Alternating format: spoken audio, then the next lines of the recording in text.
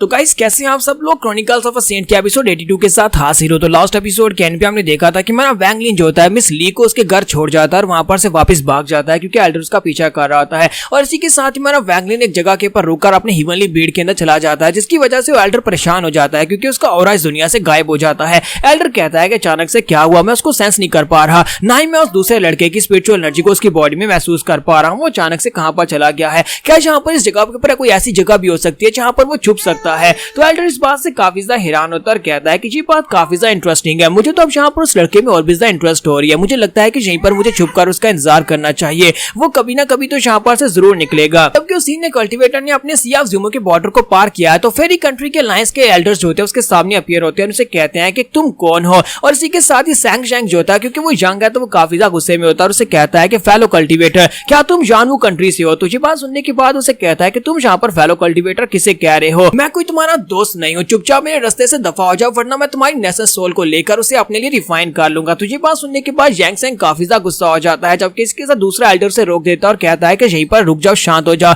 और उसे रिस्पेक्ट देते हुए कहता है कि सीनियर प्लीज यहाँ पर मेरे जूनियर को माफ कर दे, इसने यहाँ पर आपके साथ बदतमीजी कर दी। यांग सेंग उसे कहता है कि ज़ूबिन इस बात का क्या मतलब है, तुम ये क्या कह रहे हो। तो वो उसे कहता है अपनी बकवास बंद करो, चुपचाप बैठे रहो, तुम्हें कुछ भी नहीं पता। इसी के साथ ही मिस लॉनफेंग भी उसे कहती है कि हाँ तुम शांत रहो, यहाँ पर सीनियर को बात करने दो। और इसी के साथ ही सीनियर उसे कहता है क्या तुम्हें यहाँ पर उसके कपड़ों के ऊपर वो प्लम ब्लॉसम का फ्लावर दिखाई दे रहा है। तो वो कहता है तो इस बात का क्या मतलब है कि उसके कपड़ों के ऊपर प्लम ब्लॉसम का फ्लावर है। तो वो उसे कहते हैं बेवकूफ कहें कि वो एक बहुत ही पावरफुल कल्टीवेटर है, वो सियाफ ज़ूमो का एक डीमन कल्टीवेटर यानी एक डिमोनिक कल्टीवेटर है जिसका कल्टीवेशन लेवल जो है वो नेशन सोल स्टेज या फिर उससे भी ज्यादा हो सकता है। हम सभी लोग नेशन सोल स्टेज के कल्टीवेटर्स हैं, लेकिन हम सभी लोग भी यहाँ पर उसकी प्रेजेंस की वजह से काफी ज्यादा घबराहट महसूस कर रहे हैं। इसका मतलब यह है कि वो इस वक्त सोल फॉर्मेशन स्टेज के बहुत ज्यादा करीब पहुंच चुका है। और साथ ही वो उसे हिस्ट्री के बारे में बताती है कि मैं एक बार वहां पर गया था सियाफ ज़ूमो के अंदर, जहां पर मैंने देखा था कि नैंडू सिटी के अलावा वहां पर 7 बड़ी फैमिलीज हैं जिन्हें 7 नोबल फैमिलीज कहा जाता है, उन्हें 7 प्लम ब्लॉसम फैमिलीज कहा जाता है। और उन सभी फैमिलीज के अंदर एक एक हेड पैट्रियार्च है और सारे पैट्रियार्च जो है वो नेशन सोल स्टेज के एक्सपर्ट्स हैं।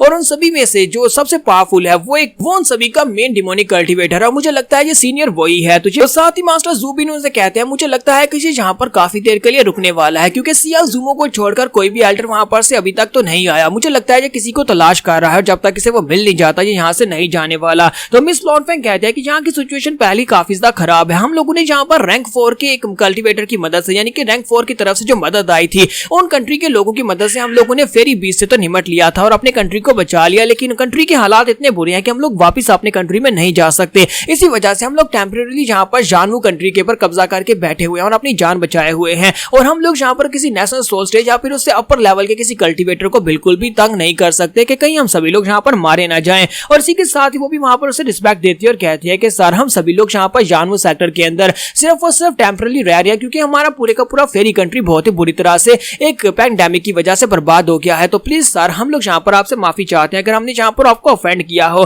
तो उसकी बात सुनने के बाद उसे कहता है कि बकवास बंद करो। और इसी के साथ ही वो कहता है अगर तुम में से किसी ने दोबारा यहाँ पर मुझे तंग करने की कोशिश की तो मैं तुम्हारे पूरे के पूरे जानवू कंट्री को बर्बाद कर दूंगा, सभी लोगों की सोल्स को यहाँ पर अपने लिए रिफाइन कर लूंगा। साथ ही वो उन लोगों को वहीं पर छोड़कर निकल जाता है, सोच रहा होता है कि वो लड़का यहाँ पर से डिसअपियर हो गया, उसे क्या लगता है कि वो लड़का यहाँ पर से गायब हो जाएगा तो मैं उसे छोड़कर चला जाऊंगा और मैं उसे ढूंढ नहीं पाऊंगा। और इसी के साथ ही हमारा वैंग लिन जो होता है उसके अंदर की स्पेस का सीन दिखाया जाता है जहाँ पर मंदिर बैठा कल्टीवेट कर रहा है। तो वैंग लिन कहता है मैंने यहाँ पर पहले ये फैसला कर लिया था कि जब मैं मिस ली को घर वापस छोड़ दूंगा तो उसके बाद मैं यहाँ पर अपने ह्यूमन बीड के अंदर आकर बैठकर कल्टीवेट करूंगा, क्योंकि उसे यहाँ पर एक बात पता चली थी कि उसके सर के ऊपर जो 100 की लॉर्डर है अगर वो यहाँ पर बैठा रहता है तो यहाँ पर क्योंकि टाइम ज्यादा तेजी के साथ गुजरता है तो 100 दिन जल्दी गुजर जाएंगे और उसके सर के ऊपर जो 100 की लॉर्डर है वो खत्म हो जाएगा। इसी के साथ ही हमारा वैंग लिन वहां पर बाहर के मुताबिक कुछ ही दिन गुजारता है और उसके सर के ऊपर जो 100 की लॉर्डर होता है वो खत्म हो जाता है। उसके खत्म होने के बाद हमारा वैंग लिन जो होता है वहां पर बैठकर उसके पास जो ब्लड होता है और जो कोर्स होती है उन सभी को रिफाइन करने के बाद वहां पर एक गोल्डन कोर बनाता है और कहता है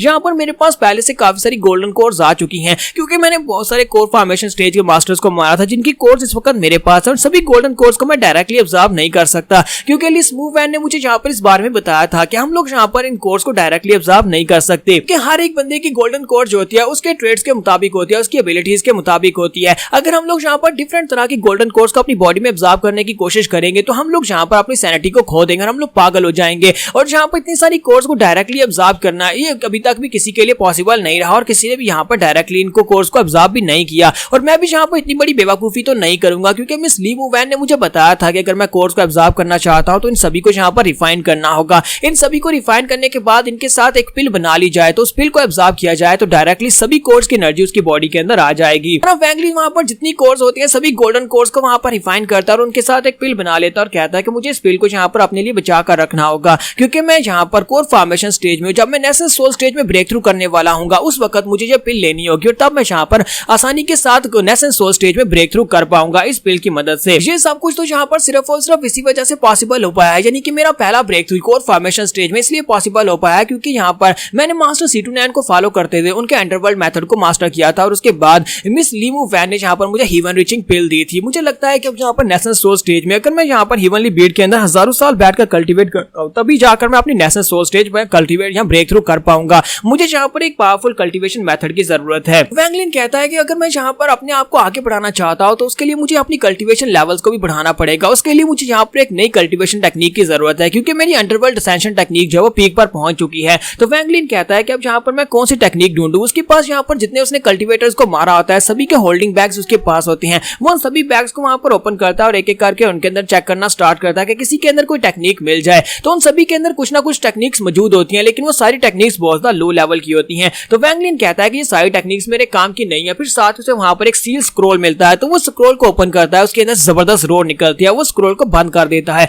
फिर साथ ही उसे दोबारा ओपन करता है, फिर से उसके अंदर जबरदस्त रोड निकलती है, वो फिर से उसको बंद कर देता है। तो वैंगलिन को ये बात बहुत ज्यादा अजीब लगती है। वो कहता है कि ये क्या, यहाँ पर तो एक जैकपॉट लगा है, लगता है कि इस स्क्रॉल के अंदर कोई बहुत ही पावरफुल टेक्निक है। लेकिन जब वो वहां पर उसको रिफाइन करने की कोशिश करता है तो समझ आती है कि इसके अंदर कोई टेक्निक नहीं है, बल्कि इस बीस्ट स्क्रॉल के अंदर इसके अंदर किसी बहुत ही पावरफुल बीस्ट को ट्रैप किया गया है। वो इसके अंदर सील है, जब भी किसे ओपन किया जाएगा तो वो ट्रैप बीस्ट जो है वो बहुत ही पावरफुल रोड लगाएगा। वैंगलिन उस ट्रेजर को अपने पास रख लेता है और कहता है कि ये मेरे काम आएगा, किसी पावरफुल कल्टीवेटर के खिलाफ इसको यूज किया जा सकता है। फिर साथ ही हमारा वैंगलिन वहां पर अपनी शीट को याद करता है और कहता है कि मुझे यहाँ पर इस स्क्रॉल को देखने के बाद अपनी वो शीट याद आ गई जो पहली मेरे पास फ्लाइंग स्वर्ड थी, उसके साथ मेरे पास उसका एक कवर था, यानी उसकी एक शीट थी और वो बहुत ज्यादा मिस्टीरियस थी। यहाँ तक कि मास्टर C29 भी उसके बारे में कुछ नहीं जानते थे। उन्हें भी लगता था शायद वो रैंक 5 के कंट्री या फिर उससे हायर लेवल की हो सकती है। जब भी तलवार को उसके अंदर रखा जाता था तो तलवार को उसके अंदर से निकलने के बाद उसकी पावर लेवल बहुत ज्यादा बढ़ जाती थी। मास्टर C29 ने कहा था कि वो एक डिमोनिक ट्रेजर है और उन्हें भी उसके बारे में नहीं पता।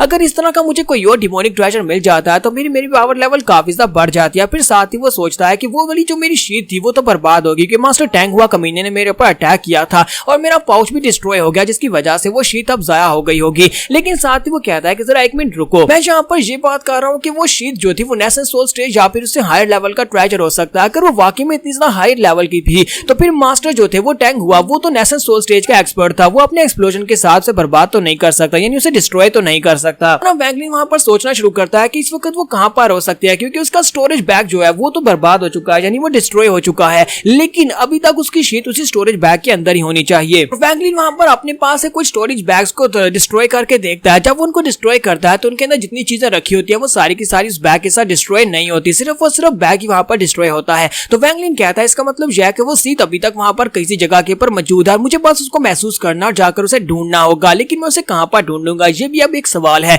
तो यहाँ पर हम लोग अपने एपिसोड 82 का एंड करेंगे। नेक्स्ट एपिसोड में देखेंगे कि वो सीनियर कल्टीवेटर जो है वो तुम्हारे वैंगलिन की जान इतनी आसानी से बिल्कुल भी नहीं छोड़ने वाला, लेकिन आखिर उसे चाहिए क्या।